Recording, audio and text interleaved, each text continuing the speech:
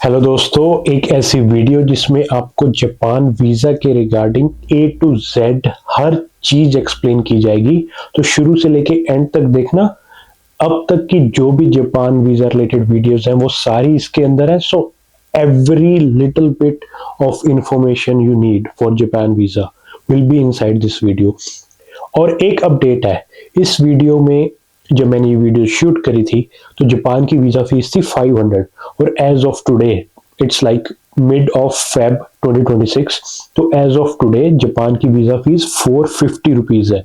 तो make sure वो information को आप 450 रीड करो जब भी मैं ऐसा बोलूं कि 500 जापान की वीज़ा फीस है। और जो वीएफएस की हैंडलिंग फीस है जो आपको पे करनी ही है वो है 800 रुपीज़। तो 800 रुपीज़ प्लस 450 रुपीज़ आपकी फीस लगने वाली है जापान वीज़ा की, जो अर्लियर 800 रुपीज़ फॉर वीएफएस और 500 रुपीज़ फॉर जापान वीज़ा थी। तो ये एक अपडेट है जो इस वीडियो का पार्ट नहीं है, मैं आपको एक्सप्लेन कर रहा हूं अलग से। So now one by one सारी वीडियोस जो आपको जापान वीज़ा के रिगार्डिंग सारे अपडेट देंगे ताकि आपका लॉन्गेस्ट ड्यूरेशन का वीज़ा लग सके। सो प्लीज़ बहुत ध्यान से सुनना, कॉपी पेन लेके नोट करना है तो प्लीज़ नोट कर लो। Let's go. काफ़ी कन्फ्यूजन है जापान वीज़ा एप्लीकेशन फॉर्म को लेके। उसके ऊपर जो फ़ोटो के डायमेंशंस हैं वो मेंशन्ड है 2 इंचज़ बाय 1.4 इंच। इवन अगर आप जापान की ऑफिशियल वेबसाइट पे भी जाके देखो, उस पर जापान वीज़ा एप्लीकेशन फॉर्म के ऊपर लगने वाली फ़ोटो के डायमेंशंस है 2 इंचज़ बाय 1.4 इंच। पर मैं आपको अपनी पर्सनल स्टोरी भी बताता हूँ। जब मैंने एक प्रोफेशनल फ़ोटो स्टूडियो पे जाके बोला कि मुझे जापान के वीज़ा एप्लीकेशन के लिए मेरी फ़ोटोग्राफ चाहिए, तो उन्होंने मेरे को 2 इंचज़ बाय 2 इंचज़ की फ़ोटो दी। और उसके बाद मैंने ऑनलाइन पढ़ा और उस फॉर्म पे डायमेंशंस देखे। तो नेक्स्ट डे जब मैं उस स्टूडियो में गया, मैंने कहा कि ये डायमेंशंस है। वो कहते कि नहीं 2 इंचज़ बाय 2 इंचज़ है। मैंने उनसे ज़बरदस्ती 2 इंचज़ बाय 1.4 इंच की फ़ोटो भी ले ली। ओके, सो फास्ट फॉरवर्ड, जब जापान के सारे वीज़ा डॉक्यूमेंट्स मैं कलेक्ट कर रहा हूँ तो मैं वीएफएस ग्लोबल जो ऑफिशियली जापान के वीज़ाज़ के साथ डील करते हैं, उन्होंने मेरे को बताया जब मैंने फ़ोन पे बात करा कि आप 2 इंचज़ बाय 2 इंचज़ की फ़ोटो लेके जाओ। इन एनी केस मैंने दोनों तरह की फ़ोटोज़ अपने साथ रखी और जब मैं फाइनली वीएफएस ग्लोबल के ऑफिस गया तो उन्होंने बताया कि दोनों ही डायमेंशन सही हैं। जो 2 इंचज़ बाय 2 इंचज़ है वो लेटेस्ट रेजोल्यूशन है, वो अब वही मान रहे हैं। लेकिन 1.4 और 2 इंटू 1.4 इंचज़ भी टोटली नॉर्मल है। तो आप कोई भी फ़ोटो अपने वीज़ा एप्लीकेशन फॉर्म पे भी लगा सकते हैं और एक फ़ोटो वो साथ में लेंगे। तो याद रखिएगा आपको 2 फ़ोटोग्राफ्स चाहिए, एक जो आप अपने वीज़ा एप्लीकेशन फॉर्म पे लगाएंगे और सेकंड जो आपको साथ में देंगे। बस कंसिस्टेंसी रखिएगा कि 2 इंचज़ बाय 1.4 इंचज़ अगर आप कर रहे हैं तो वही रखिएगा, अगर 2 इंचज़ बाय 2 इंचज़ कर रहे हैं तो वही रखिए। अगर आप बोलें कि यार एक डायमेंशन बताओ, 2 डायमेंशंस क्यों बता रहे हैं, दोनों सही हैं, लेकिन अगर आपको एक डायमेंशन लेना है तो 2 इंचज़ बाय 2 इंचज़ करो, क्योंकि वीएफएस ऑफिशियली आपको बोल रहा है कि 2 inches by 2 inches low. Japan की साइट और जापान वीज़ा एप्लीकेशन फॉर्म पे जो डायमेंशन है वो 2 बाय 1.4 है, वो भी ओके है, लेकिन ये कह रहे हैं कि ये लेटेस्ट डायमेंशंस हैं। तो अगर आपको सिर्फ एक डायमेंशन चाहिए तो 2 इंचज़ बाय 2 इंचज़ के आप फोटोग्राफ बनवाएं और दैट्स इट। अगर आपने 2 बाय 1.4 भी रख लिया that is okay. So that's it, this is all. So hopefully confusion clear हो गया। अगर आपको सिर्फ एक डायमेंशन चाहिए तो 2 इंचज़ बाय 2 इंचज़ करिए and that's it. I will see you next video. तो इस वीडियो में हम लाइव भरेंगे जापान वीज़ा एप्लीकेशन फॉर्म को। तो जस्ट गूगल पे जाइए और just go for just type it Japan visa application form और जो फर्स्ट आएगा सर्च रिज़ल्ट वो ऑफिशियली होगा ministry of foreign affairs of Japan. So ये पीडीएफ को आप डाउनलोड कर लें। गूगल क्रोम में आप इसको मत रखें, आप इसको डाउनलोड ज़रूर करें। और मैं फ़िलहाल for the sake of this video already है डेस्कटॉप पे, मैं इसको सेव कर लेता हूँ और डेस्कटॉप पे चलते हैं। और ये रही हमारी पीडीएफ और ये एक एडिटेबल पीडीएफ है। तो यू कैन सी कि हम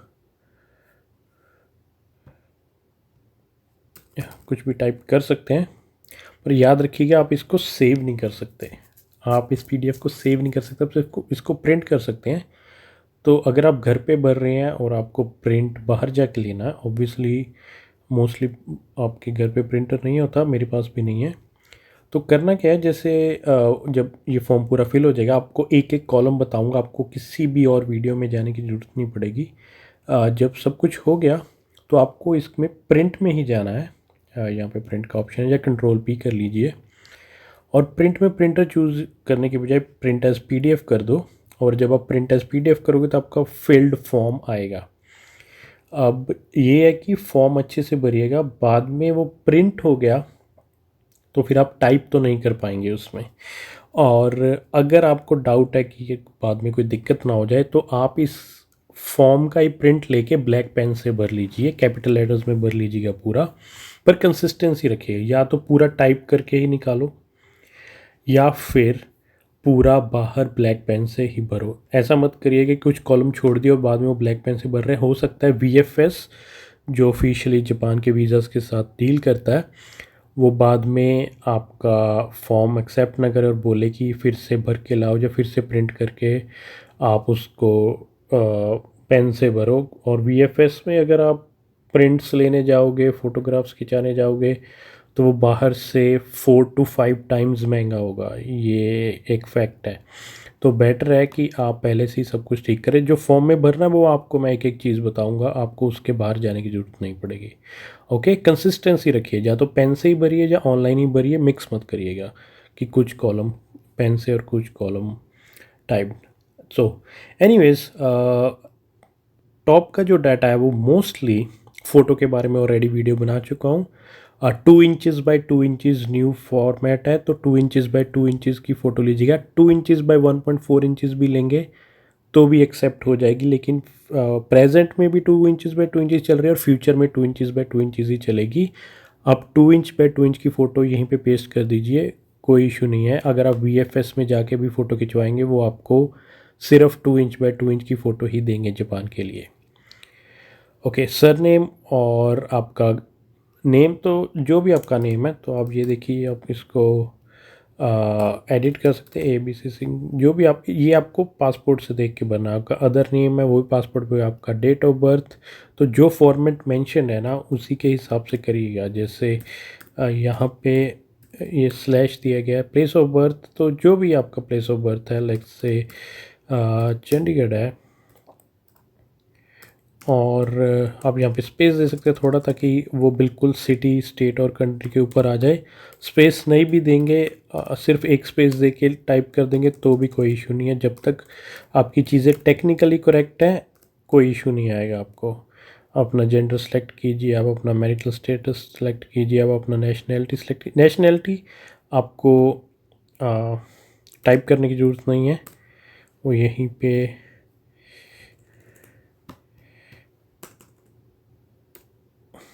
आ जाएगी ड्रॉप डाउन से। Let's see, for some reason वो नहीं आ रही है, पर यहाँ, क्योंकि मैंने पहले भी जो फॉर्म भरा है, तो आप जस्ट टाइप भी कर देंगे तो कोई इशू नहीं, पर आप बस यहाँ से सिलेक्ट कर दीजिए।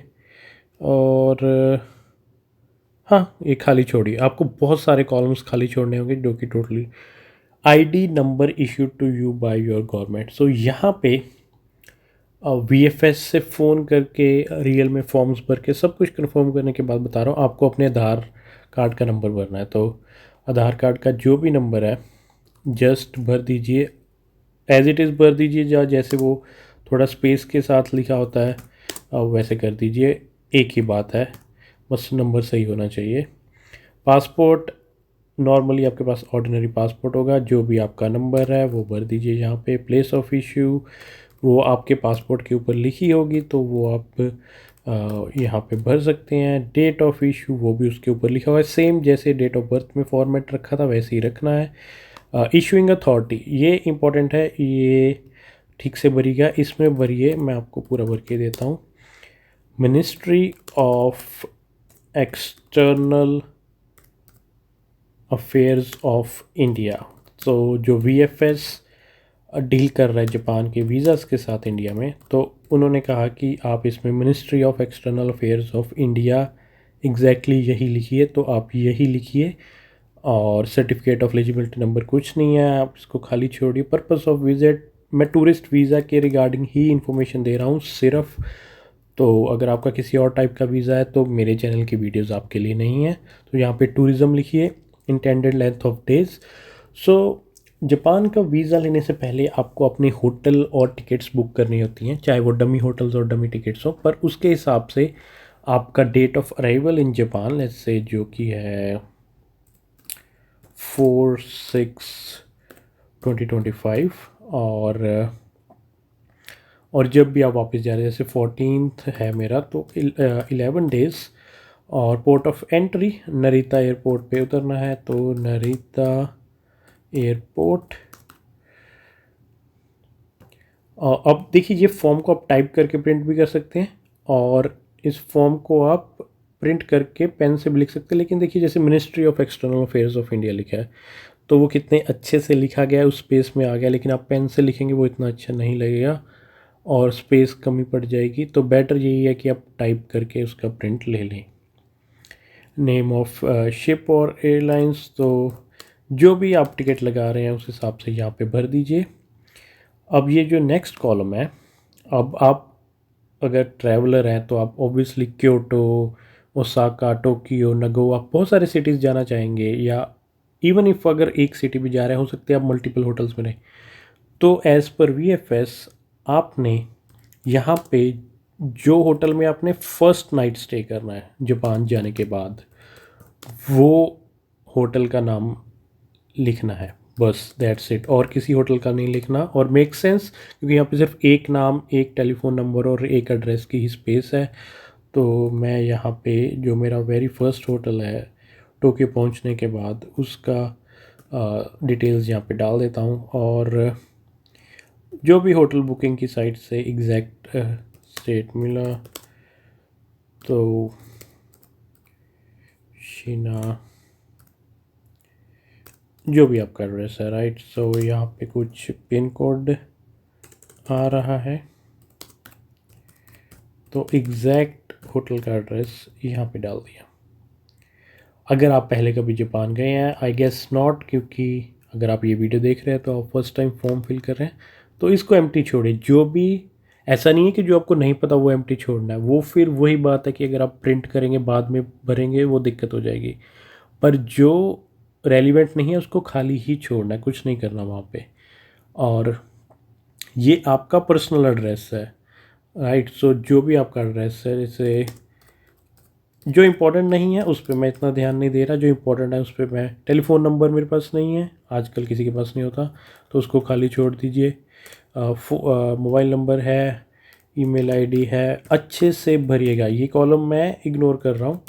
ईमेल आईडी आई गेस छोटे लेटर्स में जाने दीजिए, बाकी सारा फॉर्म कैपिटल लेटर्स में जाने दीजिए। करंट प्रोफेशन, तो जैसे मैंने कहा, बाकी सारा जो फॉर्म है वो कैपिटल में ही जाने दीजिए। नेम एंड एड्रेस ऑफ, तो अगेन कुछ जो भी आपका है, मैं फ़िलहाल के लिए जस्ट इसको फिल कर रहा हूँ, पर आप एक एक लेटर अच्छे से लिखिएगा और फॉर्म को डबल चेक कीजिएगा। इतनी बड़ी गलती मैं नहीं करूँगा, मैं एटलीस्ट इसको कैपिटल में लिख देता हूँ। तो ये फर्स्ट पेज ही आपको मोस्टली भरना है, second page pretty much empty जाएगा। तो देख लीजिए, नाम मोस्टली आपका पासपोर्ट से डेटा आ गया। यहाँ पे दिक्कत आती है वो चीज़ें मैं बताता हूँ। ID number issued by government, वो आधार कार्ड भरना है। और दिक्कत आती है issuing authority, ministry of external affairs of India, ये तो आप कहीं से भी इंडिया से भर रहे हैं सेम ही रहेगा। Purpose of visit tourism, that's it, और कुछ नहीं लिखना, टूरिज़्म लिखो। और जहाँ पे आपने स्टे करना है, अगर आप 10 जगह भी स्टे कर रहे हो, सिर्फ फर्स्ट स्टे के नाम, एड्रेस और फ़ोन नंबर, आपका पर्सनल एड्रेस। ओके, चलते हैं नेक्स्ट पेज पे। पार्टनर्स प्रोफेशन, ये कॉलम इसीलिए है, अगर लेट्स से एक हस्बैंड अपनी वाइफ को उसके खर्चा सारा वो करेगा, तो उस रिगार्डिंग में है, तो वाइफ यहाँ पे अपने हस्बैंड की डिटेल डालेगी।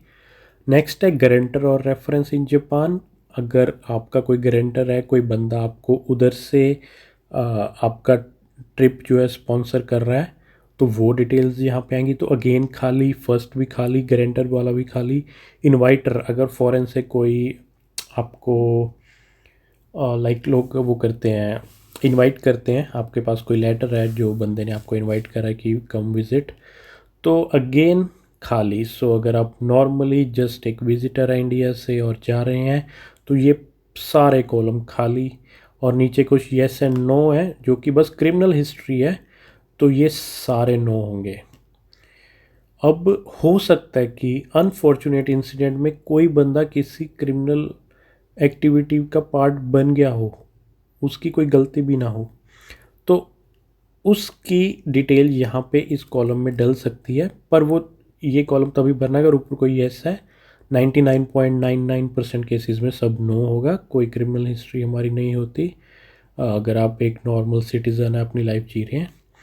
और डेट ऑफ एप्लीकेशन, अगर आप ये फॉर्म वीएफएस के ऑफिस विज़िट करने से 10 दिन पहले भी भर रहे हैं तो यहाँ पे वो डेट भरिएगा जिस दिन आप वीएफएस जाएंगे। एक आधी डेट ऊपर नीचे भी चल जाएगी, पर ट्राई कीजिएगा कि आप ध्यान रखें कि किस दिन जा रहे हैं। लेट्स से मैं जा रहा हूँ 15 अप्रैल 2025, जस्ट अ रैंडम डेट, तो मैं अभी यहाँ पे भर देता हूँ। और सिग्नेचर, ये पार्ट ब्लू पेन से सिग्नेचर आप कर सकते हैं। अगर फॉर्म भरना है प्रिंट लेके तो ब्लैक पेन से ही भरिएगा सिर्फ, लेकिन सिग्नेचर ब्लैक से कर सकते हैं, पर ब्लू से भी कर सकते हैं। आपको सिग्नेचर आपकी कवर लेटर पे भी करने हैं, कवर लेटर की भी ऑलरेडी वीडियो बना चुका हूँ, और सिग्नेचर आपको इस वीज़ा एप्लीकेशन फॉर्म पे भी करने हैं, मैंडेटरी हैं। ब्लू पेन से कर दीजिए, कोई इशू नहीं है, ब्लैक से करेंगे चलेगा।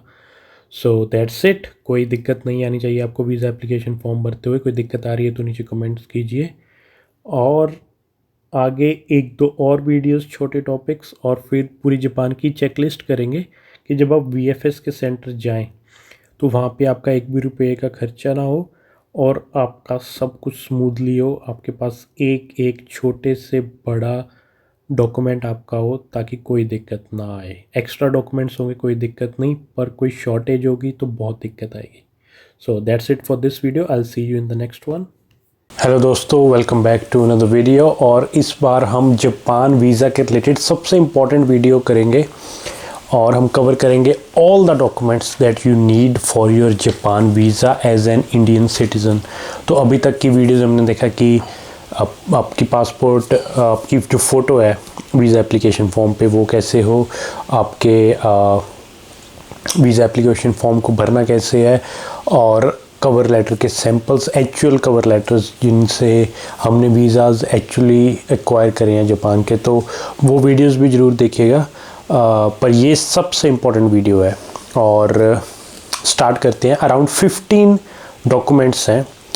कॉपी पेन लेके बैठिएगा या फ़ोन में कोई नोट कीपिंग ऐप लेके बैठिएगा और सबको नोट करिएगा, ताकि जब आप वीएफएस सेंटर जाएं तो आपको कोई इशू ना आए और आप डबल चेक कर सकें कि हाँ आपके सारे डॉक्यूमेंट्स पूरे हैं, ताकि आपको वापस से दोबारा चक्कर ना काटने पड़े, या फिर वहाँ पे आपको बहुत ज़्यादा प्राइस दे के कुछ फ़ोटो स्टेट या कॉपी ना निकलवाना पड़े। तो नोट ज़रूर करिएगा, और जाने से पहले जब भी आपको वीज़ा अप्लाई करना है एक बार इनको डबल चेक कीजिएगा। ऑलरेडी कोई ऐसे एग्जैक्ट लिस्ट में कोई वो ऑर्डर नहीं है कि पहले ये डॉक्यूमेंट बाद में ये, पर सारे डॉक्यूमेंट्स आपको चाहिए। जो ऑप्शनल है या हो सकता है ना चाहिए मैं आपको बताता जाऊंगा। Let's start. फर्स्ट, जापान का वीज़ा एप्लीकेशन फॉर्म। जब just Japan visa application form आप गूगल पे लिखते हैं, टॉप एक पीडीएफ आती है, उस पीडीएफ को डाउनलोड करें। आप उसको एडिट कर सकते हैं और उसका प्रिंट आउट ले सकते हैं। अगर प्रिंट आउट बाद में लेना है तो पूरा फॉर्म फिल करके उसकी सेव एज पीडीएफ कर सकते हैं या प्रिंट एज पीडीएफ कर सकते हैं, और बाहर से अपना प्रिंट आउट ले सकते हैं। कैसे वो फॉर्म एप्लीकेशन फॉर्म फिल करना है और क्या क्या कॉलम्स है, कैसे भरना है, एग्जैक्ट सारा एप्लीकेशन फॉर्म भरा है एक डिफरेंट वीडियो में, वो डिस्क्रिप्शन में डाल दूंगा या आप मेरे चैनल पे देख लो। तो ये एक इम्पॉर्टेंट डॉक्यूमेंट है जापान का वीज़ा एप्लीकेशन फॉर्म। नेक्स्ट है कवर लेटर। कवर लेटर बहुत इंपॉर्टेंट है, और कवर लेटर ही रीज़न है आपके ड्यूरेशन ऑफ वीज़ा का। अगर आपको 5 ईयर मल्टीपल एंट्री वीज़ा चाहिए या बड़ा वीज़ा चाहिए as compare to just a single entry visa, तो वो आप अपने कवर लेटर में मेंशन करोगे। कहाँ मेंशन करोगे, कैसे मेंशन करोगे, अगेन एक सेपरेट वीडियो है जापान के कवर लेटर के बारे में, तो वो भी ज़रूर देखना। अगेन डिस्क्रिप्शन में डाल दूँगा, चैनल पर जाके देख लेना एंड में, पर नोट करते जाइए। ये है सेकेंड डॉक्यूमेंट और बहुत इंपॉर्टेंट डॉक्यूमेंट। देन 2 फ़ोटोज़ चाहिए आपको, एक आपको अपने वीज़ा एप्लीकेशन फॉर्म पे पेस्ट करनी है और एक आपको साथ में सबमिट करनी है। 2 इंचज़ बाय 2 इंचज़ की फ़ोटो आप सबमिट कर दीजिए। बहुत सारे और भी डिमेंशंस आते हैं और चलते भी हैं डिमेंशंस, पर 2 inches by 2 inches is the latest dimension, वो आप अपनी फ़ोटो क्लिक करवाइए। 3 आवर्स के ITR, 3 आवर्स के ITR आप प्रिंट आउट्स लें अपने, और ITR अगर आप इंडियन इनकम टैक्स डिपार्टमेंट की साइट पे जाते हैं, आप ITR फिल करते हैं, तो वहाँ पे आप पुराने ITRs डाउनलोड कर सकते हैं। वहाँ पे एक एक्नॉलेजमेंट स्लिप होती है जो सिर्फ 1 पेज की है, वो 1 पेज की स्लिप डाउनलोड कर लीजिए लास्ट 3 ईयर्स की, जो भी लास्ट 3 फाइनेंशियल ईयर्स हैं, और वो उसका प्रिंट आउट लेके जाइए। अगर आप पूरा एप्लीकेशन फॉर्म लेके जाएंगे, VFS वाले नहीं लेंगे, वो सिर्फ एक एक्नॉलेजमेंट स्लिप लेंगे कि आपने ITR भरा है, उसके नीचे एक QR कोड भी होता है, तो वो एक सिंगल पेज है। अगर कोई इशू हो तो मुझे कमेंट्स में पूछ लीजिएगा, पर अगर आप ITR की साइट पे जाते हैं तो आपको इजीली मिल जाएगा, और लास्ट 3 ईयर्स के आप अपने ITRs ले जाइए। नाउ आपको चाहिए 3 सैलरी स्लिप्स लेटेस्ट अपने ऑफिस की, अगर आप सैलरीड एम्प्लॉय हैं।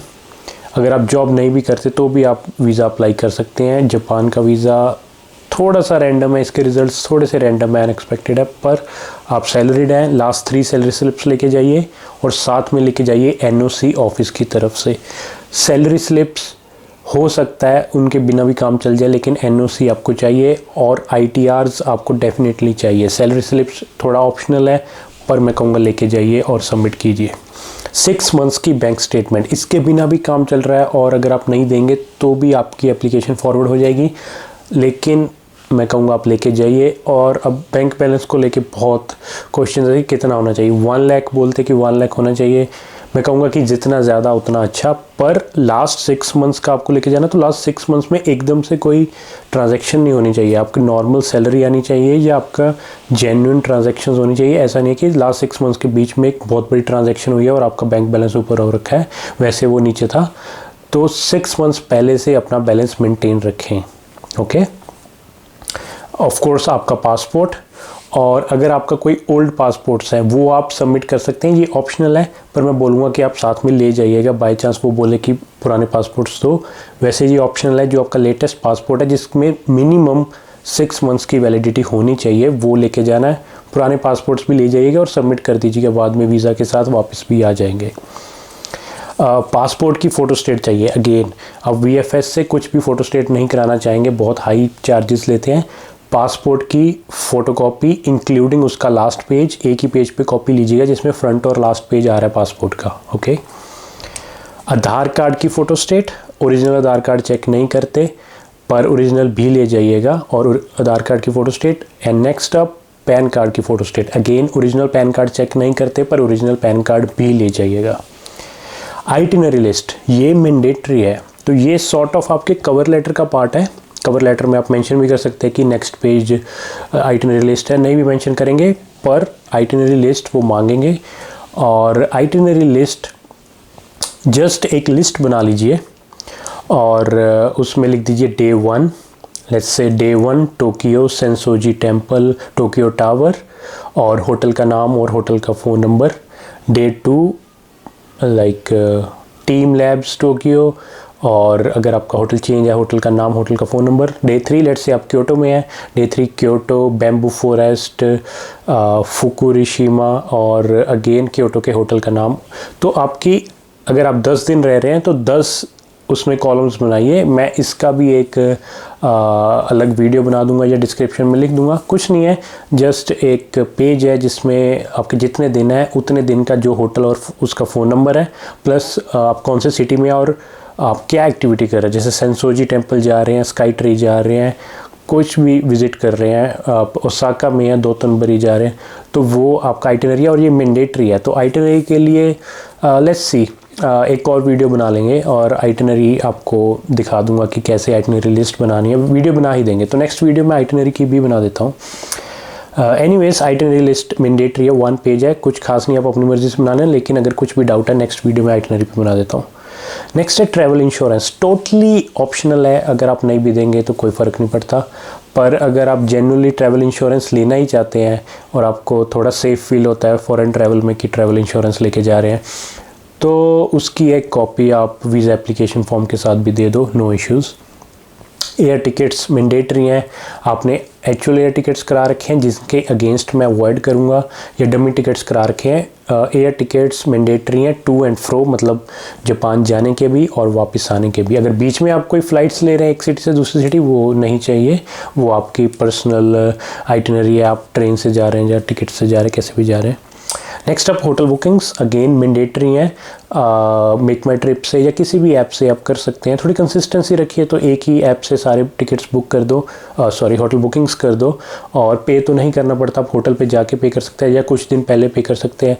Just for the sake of visa hotels book कर दो अपनी आइटिनरी के साथ मैचिंग, और बाद में कैंसिल कर दो, या अगर आपको होटल पसंद है तो रख भी लो और पे कर दो, पर पहले पे करने की ज़रूरत नहीं, सिर्फ वीज़ा के लिए अपनी आइटिनरी से मैचिंग होटल्स बुक कर दो। अगेन आइटिनरी लिस्ट जो हमने बनाई थी, वैसे वो चेक नहीं करेंगे कि उसी दिन उसी होटल में रह रहे हो, पर एटलीस्ट अगर आप 10 दिन जा रहे हो तो 10 दिन के होटल्स, और आप जिस शहर में जा रहे हो उनके होटल्स आप उनको दो। That's it, those are the documents. कुछ एक्स्ट्रा डॉक्यूमेंट्स और भी हो सकते हैं, जैसे आपके पास खुद की सैलरी नहीं है तो आपको कोई स्पॉन्सर कर रहा है, वो डॉक्यूमेंट हो सकता है, आपके पेरेंट्स हैं या आपका कोई स्पाउस है। एंड एक और डॉक्यूमेंट है, जैसे मैंने VFS चंडीगढ़ के थ्रू अप्लाई करा, तो VFS चंडीगढ़ में क्या करते हैं, ना तो UPI लेते हैं और ना ही वो कोई कैश एक्सेप्ट करते हैं, वो सिर्फ डिमांड ड्राफ्ट्स लेते हैं। जो डिमांड ड्राफ्ट्स वो VFS दिल्ली को फॉरवर्ड करते हैं। तो डिमांड ड्राफ्ट्स है 500 रुपीज़, जो वीज़ा फीस है उसका demand draft VFS global services private limited के नाम पे, 800 रुपीज़ VFS की fees again VFS global services private limited के नाम से, और अगर मेरे को पासपोर्ट घर पे चाहिए और मुझे कलेक्ट नहीं करना तो 550 रुपीज़। तो 3 डिमांड ड्राफ्ट्स VFS चंडीगढ़ में लगते हैं। जो भी आपका क्लोज बाय VFS है आप उनको कॉल कर सकते हैं। VFS जापान इंक्वायरी नंबर है, वो अगेन डिस्क्रिप्शन में दे दूंगा, लास्ट वीडियो में भी दिया था, उसको कॉल करके पूछ सकते हैं कि आपका नियर बाय कौन सा है और उसका मोड ऑफ पेमेंट क्या है, ताकि आपको वहाँ जाके इशू ना हो। ऐसा ना हो कि आपको वहाँ से जाना पड़े और मौके पे डिमांड ड्राफ्ट बना के लाने पड़े। अगेन ये वीडियो का पर्पस भी यही था कि आपको वहाँ पे कुछ फ़ोटो स्टेट्स या कॉपीज़ या फ़ोटोज़ ना खिंचवानी पड़े और आपके पास पहले से A to Z डॉक्यूमेंट्स हों। एक बार रिवाइज कर लेते हैं। जापान का visa application form, cover letter, 2 photos, एक जो वीज़ा एप्लीकेशन फॉर्म पे लगी और एक साथ में सबमिट होगी, 3 साल की ITR, लास्ट 3 सैलरी स्लिप्स, आपके ऑफिस या डिपार्टमेंट की तरफ से NOC नो ऑब्जेक्शन सर्टिफिकेट कि आप जापान जा रहे हैं, 6 मंथ्स का बैंक स्टेटमेंट जो भी बैंक से आपने खर्चा करना है, आपका पासपोर्ट एज वेल एज आपके ओल्ड पासपोर्ट्स, आपका जो पासपोर्ट आप सबमिट कर रहे हैं उसकी फ़ोटो फ्रंट और लास्ट पेज की मैंडेटरी, आधार कार्ड की फ़ोटो स्टेट और पैन कार्ड की फ़ोटो स्टेट, आपकी आइटिनरी लिस्ट जिसकी मैं नेक्स्ट वीडियो भी बना देता हूँ, ट्रैवल इंश्योरेंस ये ऑप्शनल है, अगर आप चाहे तो दे सकते हैं, एयर टिकट्स और होटल बुकिंग्स। और अगर VFS चंडीगढ़ है या कोई और VFS है जो सिर्फ डिमांड ड्राफ्ट लेता है तो डिमांड ड्राफ्ट्स 500, 800 और 550 रुपीज़ के। So these are all the documents that you need, और दैट्स इट। ये आप अपनी लिस्ट तैयार रखिएगा, कॉपी पेन पे लिख लीजिएगा या फ़ोन में, और जाने से पहले एक बार चेक कीजिए। ऑल द बेस्ट आपके जापान वीज़ा एप्लीकेशन के लिए।